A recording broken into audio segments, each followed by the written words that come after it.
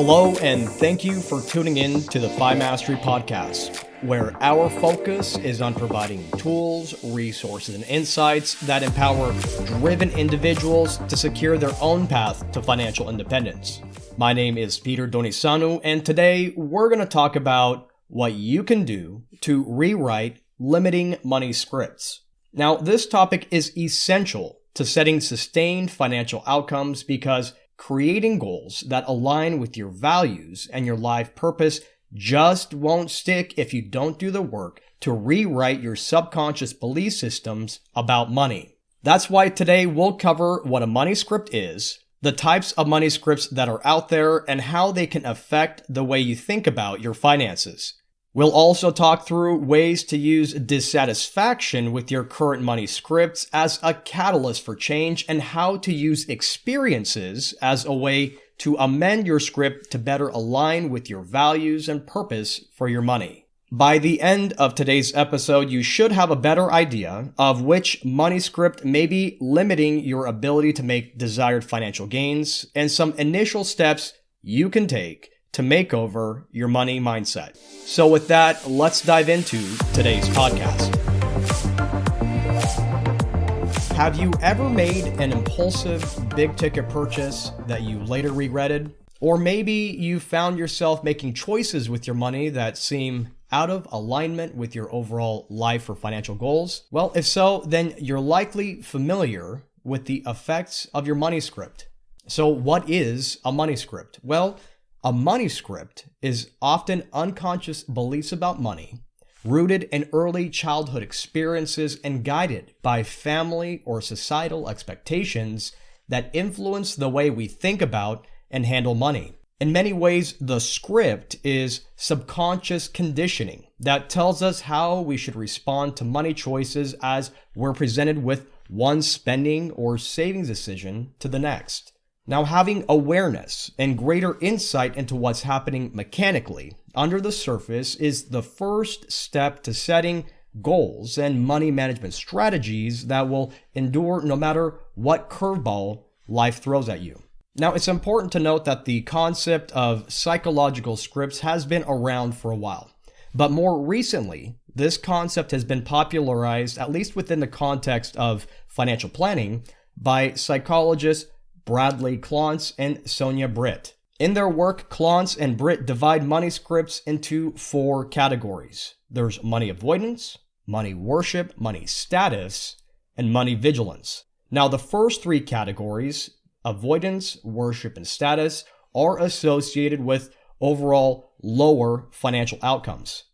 That last category, money vigilance, is often associated with a lower quality of life. So let's take a look at the descriptions of these 4 categories according to the definition by Klontz and Britt to understand better where we're coming from.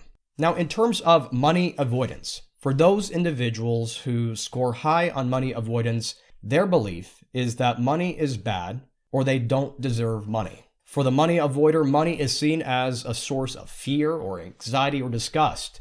Money avoiders have a negative association with money, and they believe that people of wealth are greedy and corrupt and believe that there is virtue in living with less money. At the same time, money avoiders are likely to hold conflicting beliefs that having more money could end their problems and improve their self-worth and their social status. As a result, they may fluctuate between the extremes of holding great contempt for money and people of wealth and placing too much value on the role of money in their own life satisfaction. Money avoiders may sabotage their financial success or give money away in an unconscious effort to have as little as possible, but at the same time, they may be working excessive hours in an effort to make money. So it's not surprising that money avoidance is often associated with poor financial health. Money avoiders tend to have less money and lower net worth. Money avoidance is also associated with an increased risk of overspending and compulsive buying, sacrificing one's financial well-being for the sake of others, financial dependence on others, hoarding, avoiding looking at one's bank statements, trying to forget about one's financial situation, and having trouble sticking to a budget. Now, how about money worship? What does that look like? Well, at their core, money worshipers are convinced that the key to happiness and the solution to all their problems is to simply have more money. At the same time, they believe that one can never have enough money and that one will never be really able to afford the things that they want in life. Now, the tension between believing that more money and things will make one happier and the sense that one will never have enough can result in this chronic overspending in an attempt to buy happiness. Money worshipers are more likely to have lower income and lower net worth and be trapped in a cycle of revolving credit card debt. Money worshipers are also more likely to spend compulsively, hoard possessions, put work ahead of their family relationships, try to ignore or forget about their financial situation, and give money to others even though they can't afford it, and ultimately they may be financially dependent on others. The next money script is money status. Now, people who hold money status script see net worth and self-worth as being synonymous. They may pretend to have more money than they actually do, and as a result are at risk of overspending in an effort to give people the impression that they're financially successful. They believe that if they live a virtuous life, the universe will take care of their financial needs and that people are only as successful as the amount of money they earn. Now, these individuals tend to have lower net worth and income and tend to grow up in families with a lower socioeconomic status. People with money status beliefs are more likely to be compulsive spenders, depend financially on others, and lie to their spouses about their spending.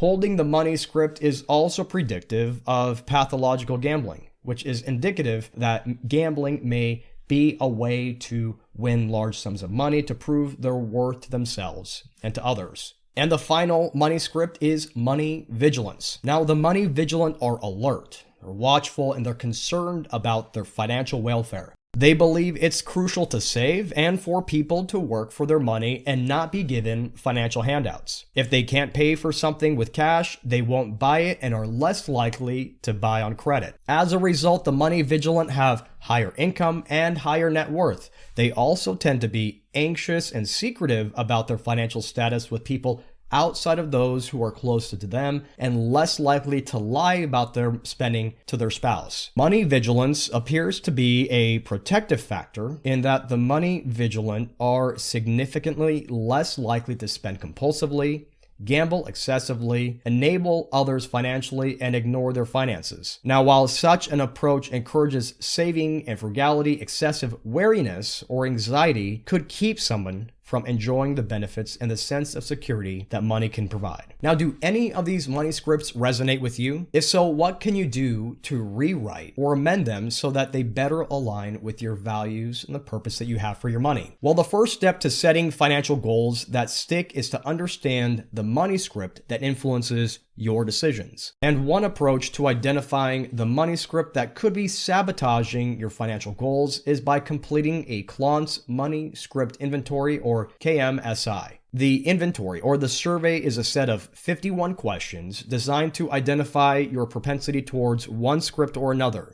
Whether that's money avoidance, money worship, money status, or money vigilance. A score below a specific threshold developed by Klontz suggests a less likelihood of being influenced by a particular type of script. And obviously, a score above that threshold suggests that a particular money script may influence your financial choices. Now, if you're curious about where you stand, you can complete one of these surveys by visiting Klontz's website or downloading our version of the KMSI from the FI Mastery Journey under the February action items section. Now, it's essential to note that survey results should be taken with a grain of salt. Certainly, I believe that surveys and questionnaires are useful tools for guiding further insight rather than typifying an individual into a particular bucket.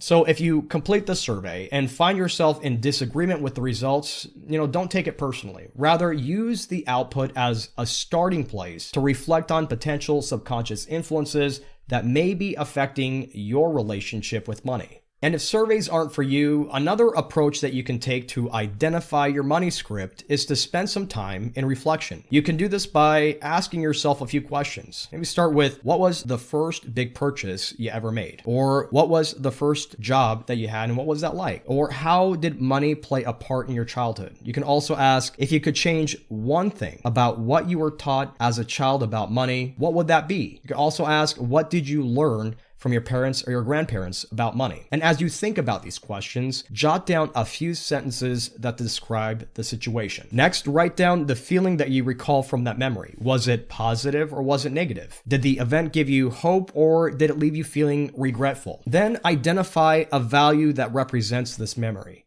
Again here, try not to read into the intentions of others, but rather how you personally observe the outcome for yourself. And finally, evaluate whether the values of these influential memories align with the values that you defined in your own value ladder last month. Ask yourself, do the values relate to these money memories reflect what's essential to my life today? Again, the purpose of this exercise is to gain information about what may be influencing your money decisions, and more importantly, the beliefs that could be throwing you off from your financial independence goals. Now, make no mistake, evaluating your money script is the first part of setting smart financial goals. Doing so will allow you to better understand how to think about your money and the way they affect your decision-making process. Indeed, getting this out into the open now can later reduce your odds of goal sabotage and improve your chances of achieving your life goals.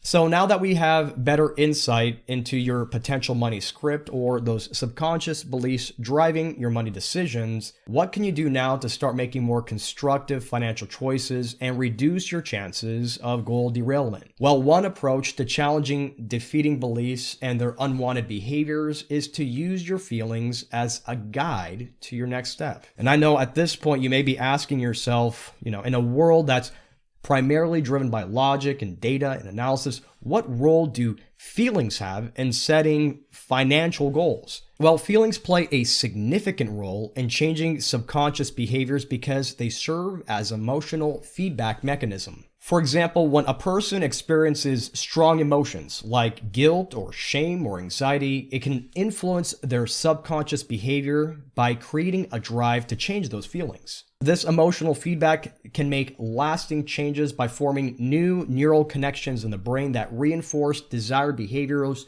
and weaken connections to old habits. At the same time, positive emotions like joy and pride can increase motivation to continue healthy behaviors. Thus, feelings can be a powerful tool in changing subconscious behaviors. So how does this apply to what we're trying to do here? Well, more specifically, what we're trying to do is elicit an emotion, or rather that feeling of dissatisfaction that comes from a keen awareness that some financial choices we made were less than ideal compared to our current values and the purpose that we have for our life and for our money. So then the first step in amending your money script so that you can avoid making the same choices that once derailed your past financial goals is to identify the gap between your current money script and the outcomes that you want to see from a life lived according to your values and desired life purpose. Now, like it or not, we are creatures driven primarily by our feelings first and then logic. And so this step of eliciting emotions is essential to prompting changes because thoughts, beliefs, and actions that are hard-coded in our subconscious mind are rarely changed simply by logic or by pure will. It's like the individual who makes a New Year's resolution in January to lose 10 pounds. They get the gym membership, they buy new running shoes, they work out 3 to 4 times per week. But as their motivation wanes, the old habits or the old scripts kick in and the commitment to the New Year's resolution eventually fades. That's why we need a catalyst for sustained improvement, and often it's that feeling of dissatisfaction that is the biggest motivator that can stimulate change within our lives. So why focus on a negative emotion like dissatisfaction instead of a positive emotion like achievement or success? Well, dissatisfaction is a crucial emotion to explore because it helps us get to our why. It's that why that often starts off with questions like, Why did I make that purchase? Or why didn't I save more money? That is often accompanied by a feeling of dissatisfaction with our past choices. Now, you've likely heard the stories of individuals who, due to unfortunate lifestyle choices, found themselves in the doctor's office diagnosed with a terminal illness. The prognosis is poor and they're only given a few months to live. And for some individuals, they immediately begin to contemplate their past life choices as the sense of dissatisfaction reflects their current life situation. And for some of those individuals, the doctor's news acts like a wake-up call or a realization that their story isn't finished. It's that idea of not being around for their friends or their family, or the loss of life experiences itself that's dissatisfying. And for these individuals, their values and their life purpose immediately becomes clear. And so they use their dissatisfaction with their current situation, held in contrast to their values and desired life purpose, as a catalyst to begin making changes that allow them to turn around their situation and avoid their terminal fate. Maybe you're asking yourself right now, what does any of this have to do with money? Certainly, the dissatisfaction you're experiencing with money today isn't going to lead you to the poorhouse. And no doubt we all tend to make poor financial choices from one time to the other. So what's the point of going through all this emotional work? Well, the point here is to use our feelings of dissatisfaction with the patterns of unproductive financial choices to identify behaviors that better reflect our values and the purpose that we've defined for our money. So how do we go about doing this work? Well, to get started, what you want to do is first gain an awareness of your current money script. Then take the time to think about specific situations in your life where you've made financial choices that elicited a feeling of dissatisfaction, and how the feeling in that situation differed from the values and the purpose that you currently have for your life. One way to go about this process is to take out a piece of paper and divide it into 5 columns. The first column is events, second is why, third is script, fourth is value and purpose, and fifth is desired outcomes. You can also download and fill out a copy of the Money Catalyst worksheet from the 5 Mastery Journey in the February action items. But as you go about doing the work, in the first column, jot down a past event that elicited a feeling of dissatisfaction. Maybe an example is buying an expensive car that you didn't need. In the next column, write down one sentence describing your why for that financial decision. In our illustration, it could be that you made the purchase to validate your feelings of self-worth by showing off your net worth. Either way, in the next column, identify in just a few words what script this decision was playing out. You can go back and look at the Klantz example that we mentioned earlier here. Then in the fourth column, write down your current value and purpose related to this event in just a few words. And then in the final column, make a quick note of what choice you would like to have made in the past that would have better reflected your current value and purpose. We'll use these answers here as steps for amending your money script. But for now, use this approach to gain awareness of where you're at today and where you'd like to go tomorrow. Again, one of the first steps to rewriting or amending your money script is to use your sense of dissatisfaction with past financial choices to identify the gap between your current money script and the values and your money and your purpose. To accomplish this outcome, take some time to think through past financial choices that have elicited feelings of dissatisfaction and identify why you may have made that particular choice, the script that's playing out, the values and purpose related to that event, and the desired outcome that you'd like to see have come through. Now, so far, we've discussed what money scripts are and what they look like and how to elicit emotions to spark change towards your desired money script. So how exactly do we go about making the changes that we've discussed here? Well, to make this change, we have to think about it in the context of broader human behavior. For example, have you ever wondered why some individuals from war-torn countries decide to migrate to another countries while others choose to stay behind? Certainly, while family ties and financial resources may be one consideration for those choosing not to immigrate, for those seeking out the new destinations, the conflict experienced in their homeland might push them to consider leaving, with the prospects of a better life being the pull to draw them into their target country. Now, Ernest Ravenstein is widely regarded as the earliest migration theorist, and he put forth this theory of the push-pull theory that describes why individuals choose to leave one country for another. For instance, these individuals may be pushed by unfavorable laws or taxes or conflict in their home country and pulled by the prospect of greater freedoms and economic stability in their destination country. This push-pull behavior is relevant not just to migration, but genuinely applicable to all aspects of our lives where we want to see change take place. And with respect to changing our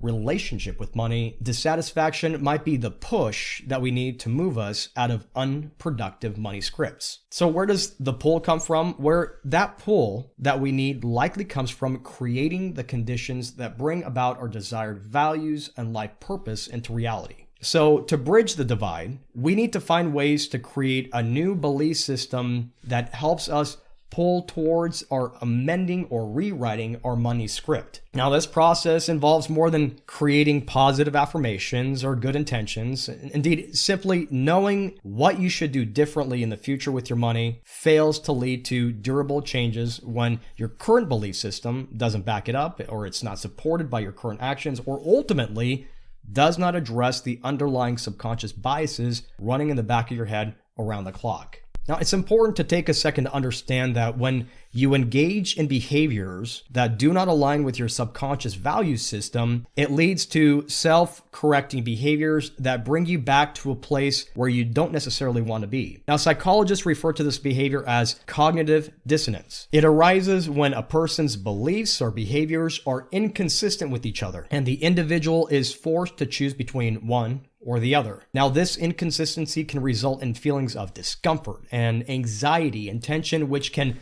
motivate the person to resort to old beliefs or behaviors simply to restore the balance and to reduce the discomfort. So how do you go about changing these belief systems, especially the ones that are so hardwired? Well, rather than starting with positive affirmations, choose to begin with identifying and completing experiences that align with the desired values and the purposes that you've defined for your life and your money. Now, in his book, Atomic Habits, James Clear describes how every action you take is a vote for the type of person you wish to become.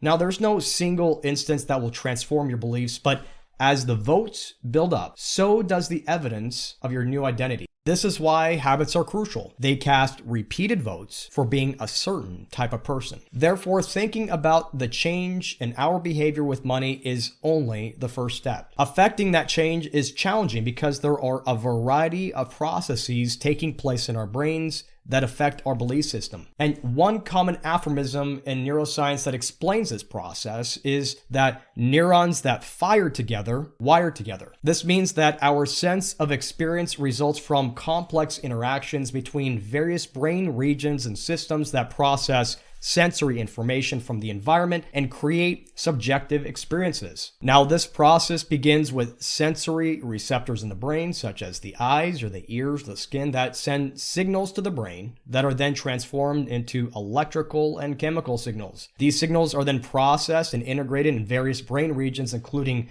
the thalamus, the sensory cortex, and the limbic system. And the final product is the conscious perception of the experience, which is stored in memory and can influence future behavior and decision making. That's why experiences are essential to reframing and amending your money script. The more areas within our brain that we can activate as we're engaging in our desired money script, the more connections we can make. And this increases the likelihood of creating durable change within our money habits. So how do you go about making this lasting change and finally rewriting your money script? Well, to amend your money script, you need to create experiences that help you cast repeated votes for being the desired person you want to be. And how do you go about doing this work? Well, let's look at it from the perspective of an individual with a money avoidance script. For example, suppose you find it difficult to review your bank statements and keep track of your spending from one month to the next. Maybe the fear of knowing that you've overspent has laden you with guilt, and it's underpinning the sense of avoidance that you currently have. And so if your values and your purpose of your money are centered around achieving financial freedom, then you know how vital it is to keep track of your spending. And if you're money avoidant, now you have this natural sense of cognitive dissonance, or that disconnect between the values that you have inside and the beliefs or the actions that you're taking today. That's leading to uncomfortable anxiety, unconscious behavior. So how can you amend your avoidant money script so you can get past the fear of reviewing your bank statements and all those feelings of anxiety? Well, to begin, use your feeling of dissatisfaction as your catalyst for change. Now, before diving in, create a whole sensory experience that aligns with the positive money script that we're trying to create. Remember, we experience the world around us through all of our senses, and this includes sight, hearing, touch, smell, taste, body position, and a sense of space. These are just to name a few. Therefore, if you're going to rewrite the script, do it at a time and at a place where you can be calm and centered and free of distractions or worries about work and family, and otherwise a safe place as you dive into those bank statements. So why would you want to take this first step? Well, while this approach may seem superficial, ultimately the message that we're trying to give your body and your mind is that reviewing bank statements is safe. Remember, the neurons that fire together wire together. So now when you're in a calm, safe place, pull up your financial institution's website on your phone or your laptop or your computer, and then begin reviewing your last month's bank transactions and organize the spending by specific categories. Now, as you go through and start doing the work, avoid assigning judgment to any of your spending decisions. Simply use this time in this calm, safe place to bring awareness to your current spending habits. Then bring awareness to any unwanted pattern of spending and acknowledge that your feelings of dissatisfaction are coming from a place of old money scripts and that you're committed to positive change. Next, pick out one spending category where you'd like to see improvements and write them down. Do you want to spend less money using Uber Eats? And if so, what's the alternative? Jot down a few other options and create an immediate action plan for how you will avoid the use of takeout for the next week, but more specifically, and most importantly, what reward you'll give yourself for taking this step. And that's because inevitably, you'll find yourself pressed for time at some point this week. And when this happens, you need to refer back to your action plan. And finally, assign yourself a reward for following through on your action plan. Now, when it comes to behavioral change, there's a process called operant conditioning. It's described by B.F. Skinner and states that behavior is shaped and maintained by its consequences. So when a behavior is followed by a reinforcing consequence, such as reward, the behavior is more likely to be repeated in the future. So be sure to treat yourself when you engage in behaviors that reflect new money scripts that you're trying to create and ultimately align with the values and the purpose that you defined for your money. Now, in this example, we reference the avoidant type money script. You can repeat the same process if you find yourself dealing with a different type of script, but either way, remember that bringing awareness to your current money script and using dissatisfaction with it can be the push that you need to move you towards your desired money outcomes. Your values and your purpose are the pull to draw you towards your money goals, and to create lasting behavioral change, you need to create new positive experiences that enable you to bridge that gap. Now, while it may be tempting to set ambitious goals to spark this change, we recommend and we suggest to start small. Remember Clear's advice: every action you take is a vote for the type of person you wish to become. There's no single instance that will transform your beliefs, but as votes build up, so does the evidence of your new identity. That's why habits are crucial. They cast repeated votes for being a particular type of person. Now, in upcoming podcast episodes, we'll dive deeper into bringing together your SMART financial goals and setting habits for achieving them throughout the course of the year. But for now, these few steps will not only help you make over your money mindset, they'll bring you closer to becoming the master of your financial independence journey. Well, that's it for now. Thank you for taking the time to listen to the FiMastery podcast. To learn more about our research, visit us at FiMastery.com or email your questions to questions@franklinmadisonadvisors.com. Until next time, I'm Peter Donisanu, wishing you and yours abundant health and prosperity. FiMastery podcast is brought to you by Franklin Madison Advisors, Inc. Franklin Madison Advisors is a registered investment advisor firm with its registration and principal place of business in the Commonwealth of Pennsylvania. Registration of an investment advisor does not imply a certain level of skill or training. This commentary and forecast are limited to the dissemination of general information pertaining to Franklin Madison Advisors investment advisory services and general economic and market conditions and are subject to change without notice. The information shared today is not intended to be personal, legal, investment, or tax advice, or a solicitation to buy or sell any security or engage in a particular investment strategy. For additional information about Franklin Madison Advisors, including fees and services, please contact Franklin Madison Advisors or refer to the investment advisor public disclosures.